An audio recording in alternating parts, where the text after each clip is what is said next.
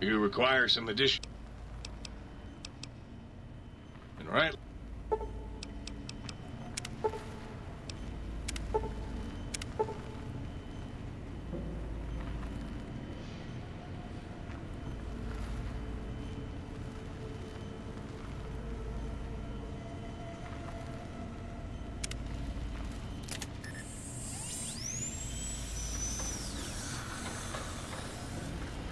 You require some additional services?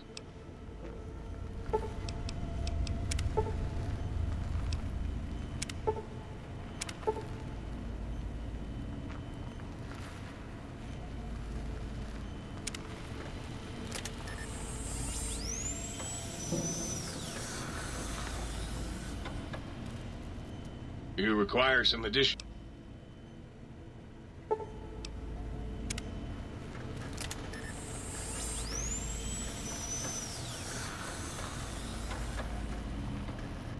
Might I be of service?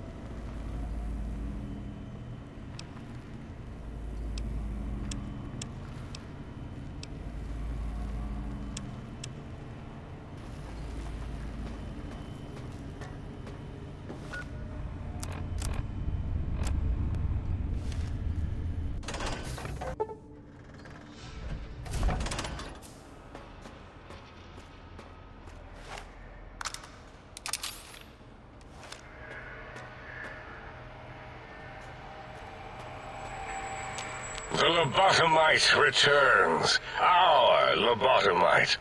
Has Dr. Mobius been denominated into scrap metal and voice module parts, as we hoped?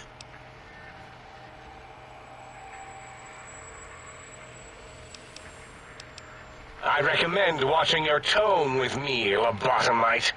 Now, your brain. Hand it over, or we'll extract it again. And what could we possibly have to speak about? You have the brain, we have the technology. All you must do is surrender. With it, we can finally leave this place. I cannot tell you how boring this place gets, chopping up the landscape and everything in it. And we have so many questions to ask your brain first.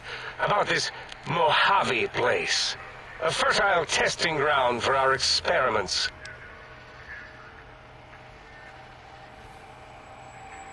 That is the most insane thing I've ever heard. There's no way Mobius would condescend to step inside you. Besides, there's no way such a thing could be accomplished. It's impossible. You speak the truth. And the decibel variation in your voice, it is Mobius. How dare you breach the think tank? And what do you want here? That's no deal at all. There's a whole world beyond the crater, filled with ideas and possibilities. We could have escaped, seen it all for ourselves, tested it, prodded at it, made it squirm. partner with you? My foe, my rival, my foremost critic? I have a strange sensation that I would like that. How odd. Very well, partner. The think tank is at your service as long as you do not destroy us.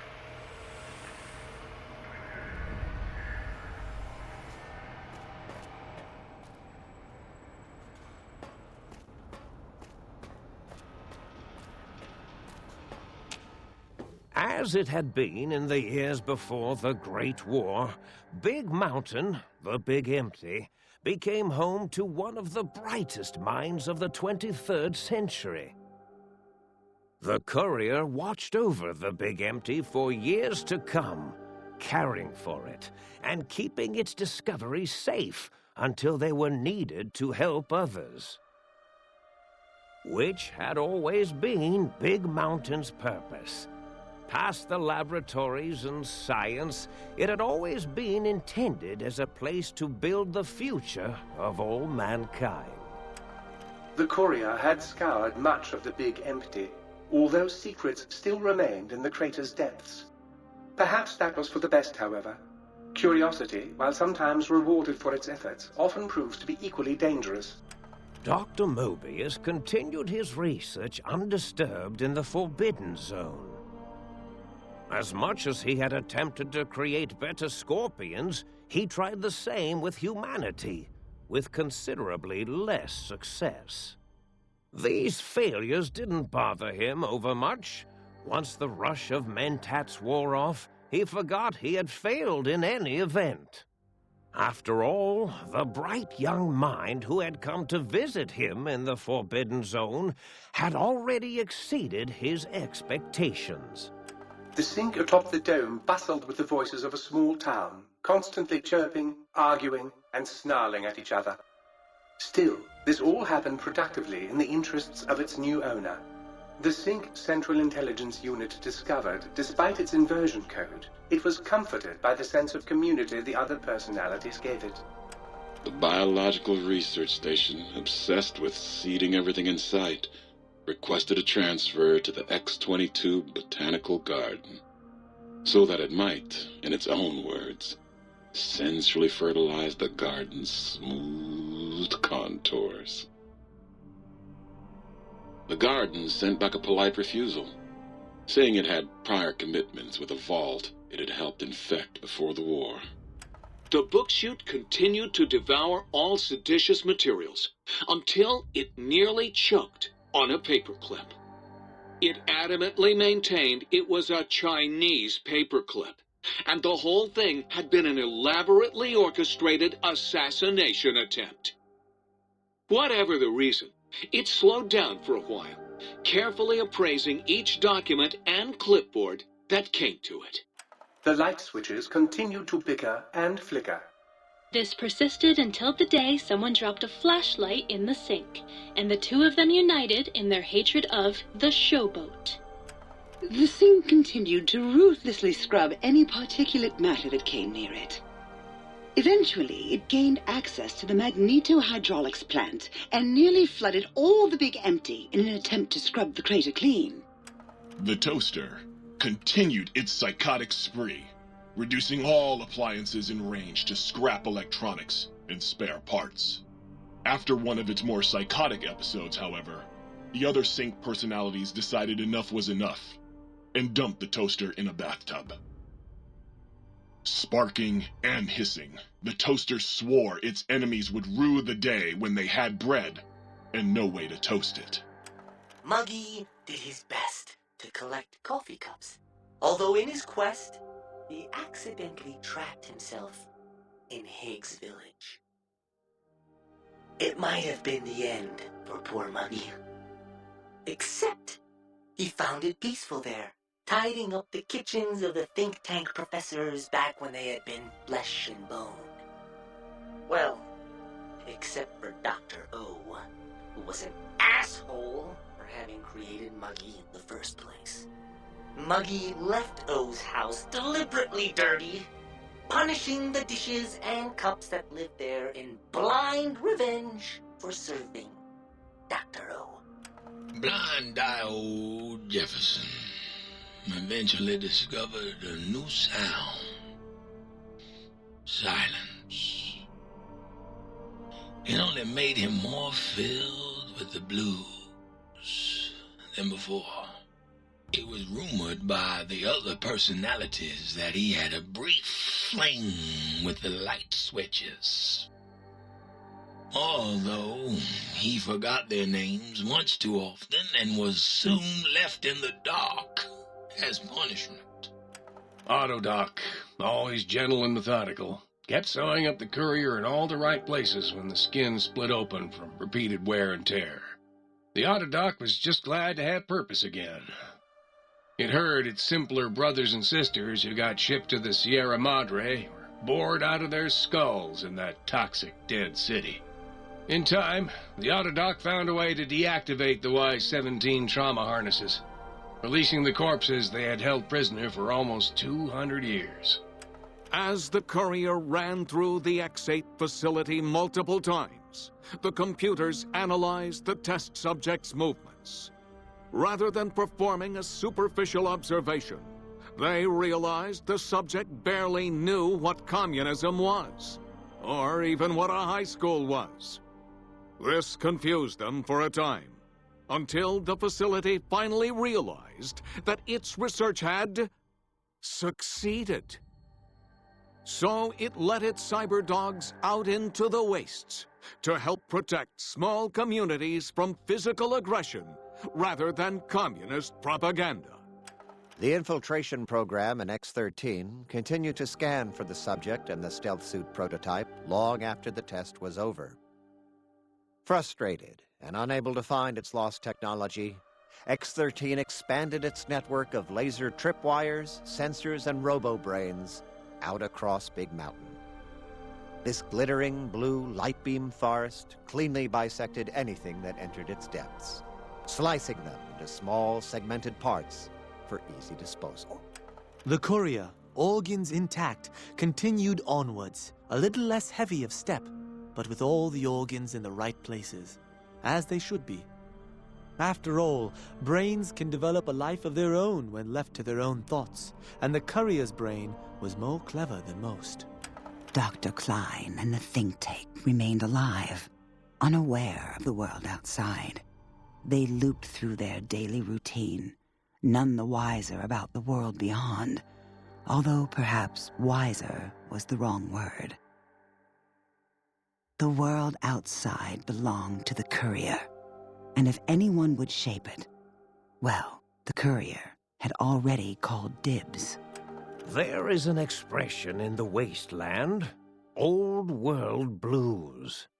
It refers to those so obsessed with the past they can't see the present, much less the future, for what it is. They stare into the what was, eyes like pilot lights, guttering and spent, as the realities of their world continue on around them. Science is a long, steady progression into the future. What may seem a sudden event often isn't felt for years, even centuries to come. In the times following the Second Battle of Hoover Dam, however, Old World Blues took on a new meaning. Where once it was viewed as a form of sadness, nostalgia, it became an expression describing the potential for the future. It can be easy to see science as evil, technology unchecked as the source of all ills, all misfortunes. With the courier at the helm, science became a beacon for the future. There was old world blues, and new world hope. And hope ruled the day at Big Mountain. We could say more, but the stories in the Big Empty speak for themselves. Now armed with the transportal Ponder, the courier could return to the dome at any time and crack open the secrets of the Big Empty one by one. The Sink sat vigilant, waiting for its master to return, shoes covered in Mojave dust. Only one road yet remained, and it was one the courier had to walk alone.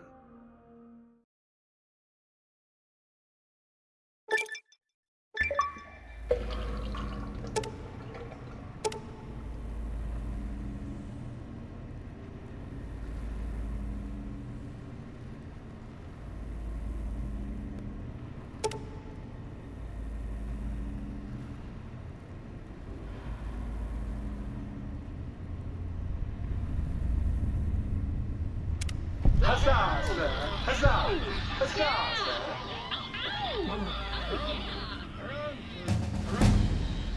sir! So, looking exceptionally sharp today, if sir will permit the compliment.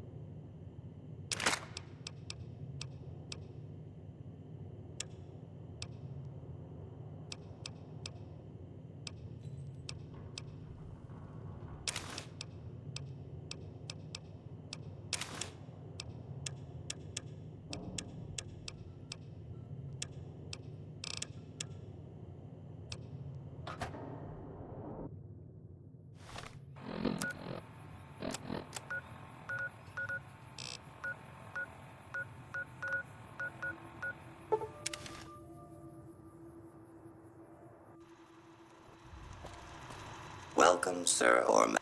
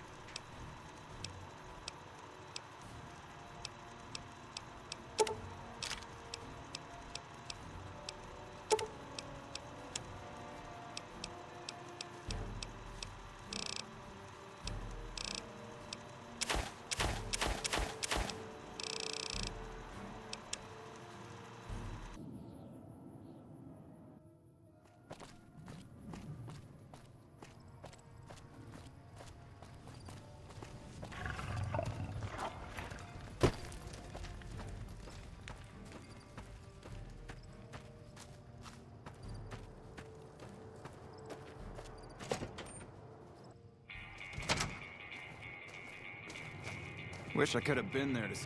Well now, look what rolled in. What, you getting lonely out there? Was reminded why I left this place soon as I walked in. Let's go. DC's or die.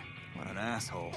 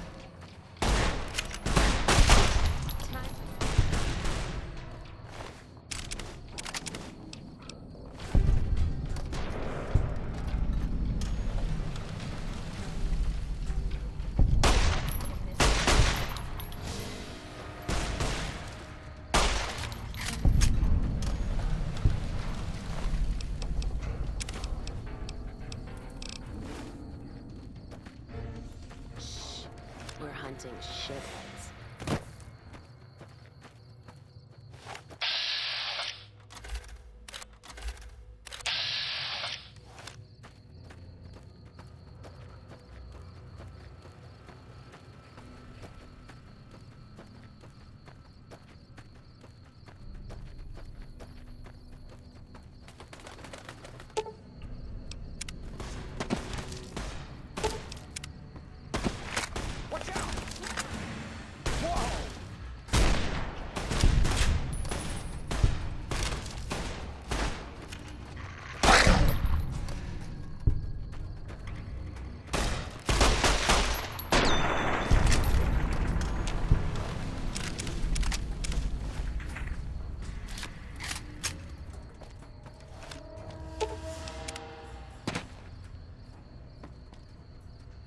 I'm glad those damn bots are gone for good.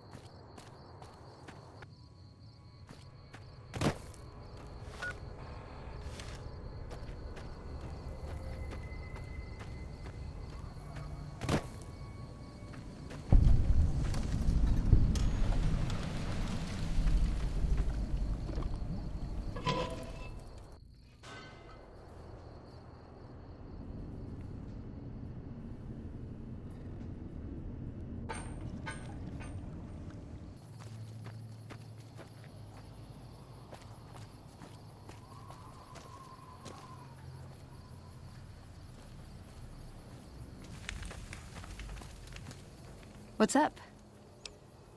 Let's go make trouble.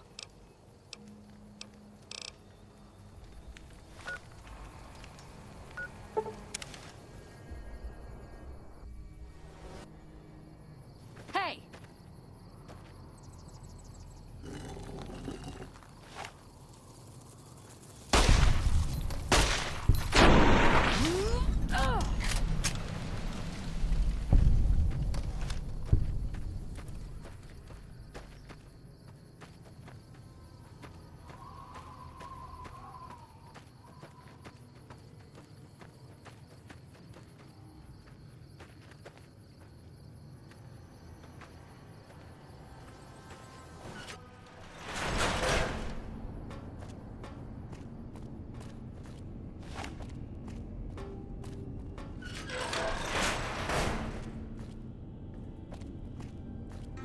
I've got this.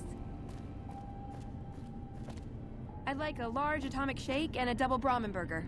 And easy on the agave sauce this time. We gave you a password, Veronica. It's for your safety. I know where you live, Ramos. Open up. For Pete's sake. Opening up. Welcome back, Veronica. What'd you think of Mr. House? I was surprised he only had the 2 robot sex slaves.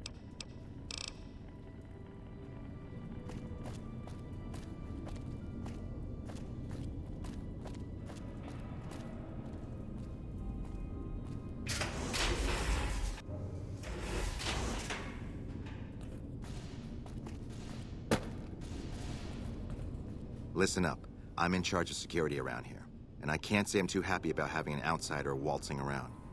But since you came in with Veronica, I'm inclined to cut you a little slack. Just behave yourself, and we won't have any problems, okay? Oh, and the Elder's going to want to talk to you. He's on the 2nd level.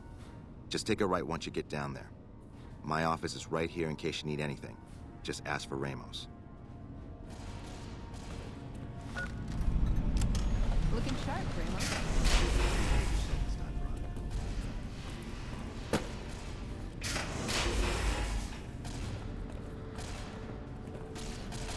Hello, outsider.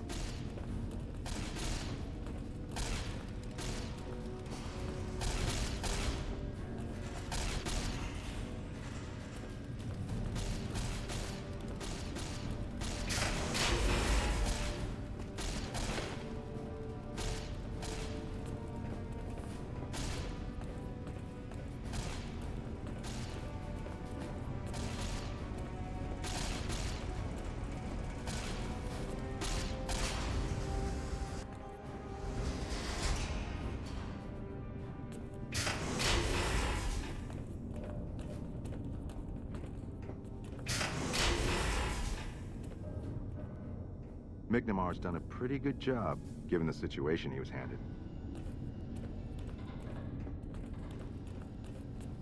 When Paladin Ramos informed me that Veronica was approaching with an outsider in tow, at first I didn't know what to think. After giving the matter some thought, however, I've decided that an outsider could be of use to me right now. However, I will not force you to help us. Should you refuse, you will be allowed to leave here, though you'd remain Veronica's responsibility. What do you say, outsider? Are you willing to help us? Then allow me to explain our situation. This bunker is currently locked down, allowing no entry or exit, with you being one of the few exceptions. In exceptional cases, teams are sent out to investigate sites or retrieve materials deemed too important to ignore. 3 such teams have gone missing recently, and the news of their disappearance has not yet been widely spread to avoid undue concern. In order to maintain the peace and adhere to the strictures of the lockdown, I need to send someone else to discover what happened to them. The less who are aware of this situation, the better. My brothers and sisters were deeply traumatized by the losses we incurred several years ago. It would be imprudent to worry them unduly without first discovering the facts of the situation. I'm glad I can count on you. Oh, and one other thing. The patrols each had a holotape detailing their missions that you can use to track them. The shielding of the bunker prevents us from actively tracking them, but their positions should show up on your map once you get to the surface. Should our worst fears become realized, please bring back all 3 of the holotapes from the patrols. Otherwise, bring our brothers home. I've given the order that you be given access to some of the equipment our scouts and patrols have scavenged over the years. You won't be allowed to purchase any prohibited equipment, but hopefully some of what's available will prove useful to you.